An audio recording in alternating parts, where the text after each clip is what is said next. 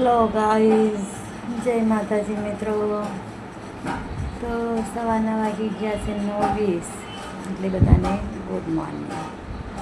અને આજે છે અમારું ઘરે, આજે મહેંદી પાડીશું અને બધી તૈયારી ચાલશે. કાલે સવારે નીકળવું પડશે જલ્દી, 6-7 વાગ્યામાં નીકળી જવું પડશે હલ્દી લઈને નરણના ઘરે. અને અત્યારે મૂકી આવીશું ધારાને બાર મંદિર. અને અમારી પ્રિન્સી બેસી છે દરવાજા પાસે, એને જવાનું છે બહાર, પર લાગે છે બીક, કૂતરા છે એટલે. અને આજે બધું કામ બાકી છે મારું, કપડાં, વાસણ, કચરું પોતું. તો જોઈ શકો છો તમે, કપડાં એ બોરી દીધા છે. કપડાં બોરીને અને મહેંદી પરાવવાની છે. આજે ધારાના કપડાં લીધેલા ચોટામાંથી, પર ખબર નહીં કેમ એની કોથળીમાં, એના કપડામાંથી સૂકા બૂમલાય ને મરી ગયું એવું વાસ મારે છે.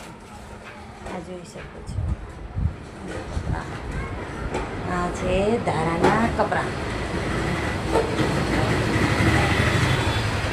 તો હવે અત્યારે એને થોડુંક શેમ્પુ બેમ્પુ નાખું અને ઢોમ. હવે આ જો આ રમવા બેઠી, આ જો હા પિંચો, એ પિંચી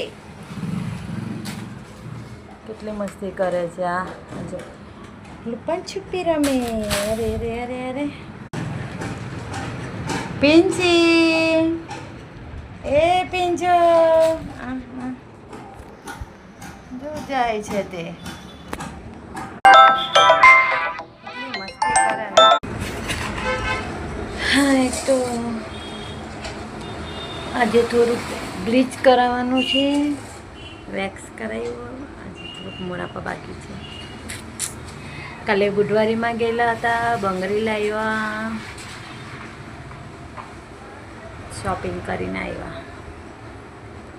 લગ્ન પ્રસંગમાં જેટલું કરીએ તેટલું ઓછું છે, જેટલું બી લઈએ તેટલું ઓછું જ પડે આપને.